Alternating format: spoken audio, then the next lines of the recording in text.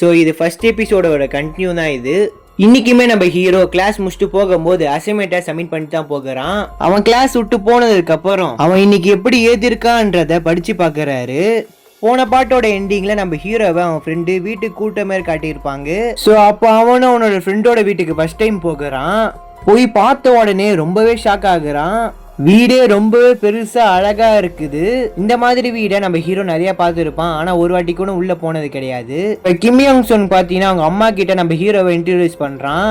ஓ நீ தான் அந்த பையனா, உன்னை பத்தி அவன் நிறைய சொல்லியிருக்கான். ஓ நைஸ் டு மீட் யூ அப்படின்ற மாதிரி நம்ம ஹீரோ சொல்ல, இப்ப அவனே அவனோட மனசுக்குள்ள சொல்லிக்கிறான், சந்திக்காத ஒரு நபரை பார்க்க உங்க மனசு எப்பயாச்சும் எங்க இருக்கா? இது எல்லாமே கற்பனைக்கும் அப்பாற்பட்ட இடமா இருந்தது. இது ரொம்பவே அழகா இருக்குது வீடு, அந்த வீட்டில் இருக்கவங்க எல்லாமே அப்படின்ட்டு இந்த ஒரு ஸ்டோரியை முடிக்க, இது எல்லாமே ப்ரொஃபஸரோட ஒய்ஃப் படிச்சு பார்க்கறாங்க.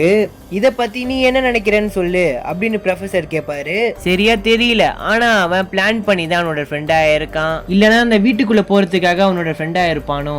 யார் இவன் இப்படிலாம் எழுதிருக்கான் அப்படின்ற மாதிரி அவங்க கேட்க, அதுக்கு ப்ரொஃபஸரும் நீ எக்ஸ்பர்ட்ன்றனால தான் உன்னை நான் படிக்க சொன்னேன், ஆனா நீ படிச்சுட்டு திரும்ப என்கிட்டயே கொஸ்டினை கேட்கற, நீ இந்த மாதிரி கேஸ் எல்லாம் பார்த்துருப்ப, அதோட சைக்காலஜி என்னன்னு சொல்லி ப்ரொஃபஸர் கேட்க, இது வரைக்கும் அவன் எழுதுனதை வச்சு முடிவு பண்றது ரொம்பவே கஷ்டம். எனக்கு தெரிஞ்ச வரைக்கும் அவன் பொறாம பிடிச்சவனா இருக்கணும். எனக்கு வேண்டியது அவனோட ஃப்ரெண்டு வீட்டில் இருக்கிறத அவன் பார்த்துருக்கணும். அந்த ஒரு உணர்ச்சியை அவனால கட்டுப்படுத்த முடியாம எழுத்து மூலியமா வெளிப்படுத்துறான். இது கொஞ்சம் வித்தியாசமா இருந்தாலும் இப்படி ஒரு உணர்ச்சியை வெளிப்படுத்துறது நல்ல விஷயம்தான். அடுத்து என்ன எழுத போறான்னு சொல்லி எனக்கு ஆர்வமா இருக்குது. உங்களுக்கு இது வரைக்கும் இப்படி ஒரு ஸ்டூடெண்ட் வந்தது இல்லைல்ல? அதுக்கு ப்ரொஃபஸரும் ஆமான்னு சொல்லிட்டு அந்த இடத்த விட்டு கிளம்பிடுறாரு. அடுத்த நாள் பாத்தீங்கன்னா கிளாஸ் முடிஞ்ச உடனே அந்த பையனை கூட்டு வச்சு பேசுறாரு. அதுக்கு ஹீரோவும் எதுக்காக என்ன இருக்க சொன்னீங்க, என்கிட்ட ஏதாவது பேசணுமா அப்பன்னு பார்த்து வெளியில கிம் யோங் சோன் பாத்தீங்கன்னா போன் அடிப்பான்.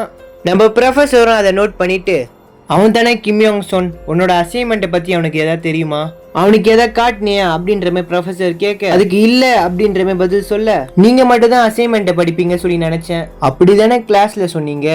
அதுக்கப்புறம் அவனை உட்கார வச்சு பேசுறாரு. நீ எதை பத்தி எழுதணும்னு நினைக்கிற, நீ என்னதான் எழுத ட்ரை பண்ற? அப்ப நம்ம ஹீரோக்கு ஒண்ணு புரியாம, நீங்க என்ன சொல்றீங்க, இது ஒரு அசைன்மெண்ட், நான் மனசுல பட்டதை எழுதுறேன், நீங்க தானே அப்படி எழுத சொன்னீங்க அப்படின்ட்டு ப்ரொஃபஸரை பார்த்து சொல்லுவான். இல்ல நான் என்ன கேக்குறேன்னு உனக்கு புரியுதுன்னு நினைக்கிறேன், உனக்கு கிம் சேயுன் மேல பொறாம, அவனை மாதிரி ஆகணும்னு சொல்லி ஆசைப்படுற, அதனால தானே இப்படி எழுதியிருக்க ஒரு மாதிரி அவனுக்கிட்ட வந்து புரியுதா அந்த ஒரு உணர்ச்சி அப்படின்ற மாதிரி சொல்லுவான். அதுக்கப்புறம் நார்மல் ஆகி, இப்ப என்னதான் சொல்ல வரீங்க, என்ன வேற ஏதாவது எழுத சொல்றீங்களா, இங்க எழுத ஒண்ணுமே இல்லைன்ற மாதிரி சொல்ல, உடனே ப்ரொஃபஸரும் அப்படி சொல்லாத, நீ நிறைய எழுதணும், நான் சொல்றத கவனமா கேளு, நீ தொடர்ந்து எழுதணும், கஷ்டமா இருந்தாலும் நீ எழுதணும், உன்கிட்ட எழுதுறதுக்கு விஷயம் இருந்துட்டே இருக்கணும், உன்கிட்ட திறமை இருக்கு அப்படின்ற மாதிரி சொல்லி, அதுக்காக வீக்லி ஒரு டைம் என்கிட்ட கிளாஸ் எடுத்துக்கிறியா அப்படின்ற மாதிரி ப்ரொஃபஸர் கேட்பாரு. அதுக்கு நம்ம ஹீரோ, இல்ல என்னால வர முடியாது, நான் நிறைய பார்ட் டைம் வேலைக்கு போகிறேன், எனக்கு பணம் ரொம்பவே முக்கியம் அப்படின்ற மாதிரி ப்ரொஃபஸரை பார்த்து சொல்லுவான்.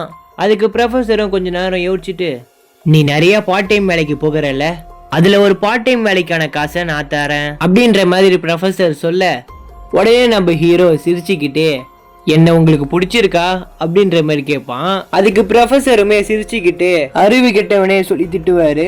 இப்ப நீ முட்டாள்தனமா பேசுறதை விட்டு நான் சொல்றத கவனமா கேளு, இப்ப நீ கிம் சேயுனா இல்லாம இருக்கலாம், நீ கிம் சேயுனா ஆகிற ஆசையை பத்தி அழகாய் நீ எழுதலாம், நீ எழுதுறது ஒரு கிறுக்கலா இல்லாம கதையா இருக்கணும், அதுக்கு நான் உனக்கு உதவணும்னு சொல்லி நினைக்கிறேன் அப்படின்ற மாதிரி ப்ரொஃபஸர் சொல்லுவாரு. அதுக்கு நம்ம ஹீரோவும் யோசிச்சுட்டு, சரி ப்ரொஃபஸர் நான் ஒரு பார்ட் டைம் வேலையை விட்டுடுறேன் அப்படின்ட்டு அவருக்கு ஒரு மெசேஜை போட்டுருவான். ஸோ அடுத்து என்ன நடக்குதுன்றத பார்ட் 3ல பார்ப்போம்.